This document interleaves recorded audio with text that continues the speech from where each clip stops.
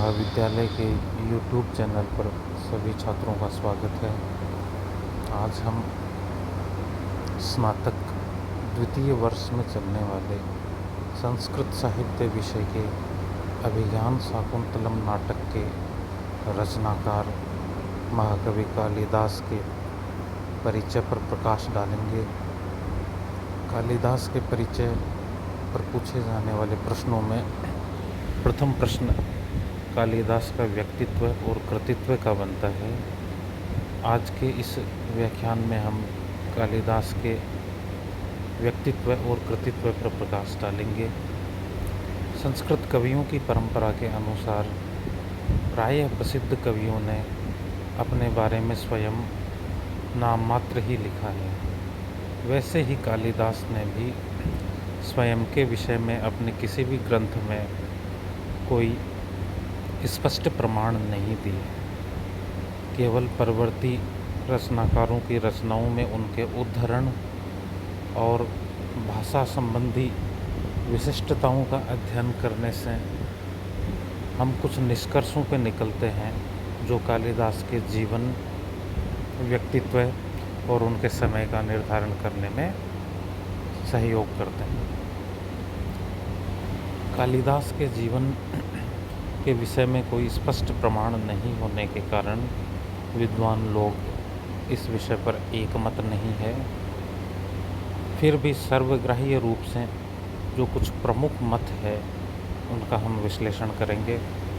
कालिदास के समय को लेकर दो महत्वपूर्ण मत प्रचलित है, जिनमें एक मत महाकवि कालिदास को ईसा पूर्व प्रथम शताब्दी का निश्चित करता है। ईसा पूर्व प्रथम शताब्दी में भारतवर्ष में विक्रमादित्य नामक राजा थे। विद्वानों का मानना है कि महाकवि कालिदास उन विक्रमादित्य के नवरत्नों में से एक थे। इस मत की पुष्टि में विद्वान कुछ तर्क भी देते हैं, जिनमें कुछ प्रमुख इस प्रकार है। विक्रमादित्य शैव दर्शन को मानने वाले राजा थे और महाकवि कालिदास ने भी अपनी रचनाओं में मंगलाचरण एवं बहुत स्थलों पर भगवान शिव की स्तुति की है। अतः विद्वान कयास लगाते हैं कि निश्चित रूप से कालिदास भी विक्रमादित्य के समय ही रहे होंगे। एक मत यह है कि विक्रमादित्य साहित्य को प्रोत्साहन देने वाला राजा था।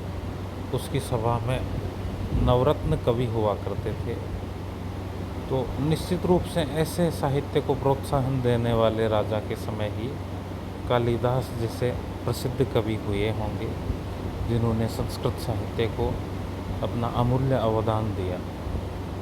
कालिदास के समय को लेकर द्वितीय जो मत प्रचलित है वह उन्हें ईसा की चतुर्थ शताब्दी अर्थात गुप्त युग में सिद्ध करता है।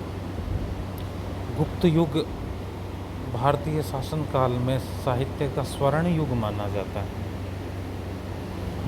गुप्त युग में हिंदू धर्म अपने उत्कर्ष पर था।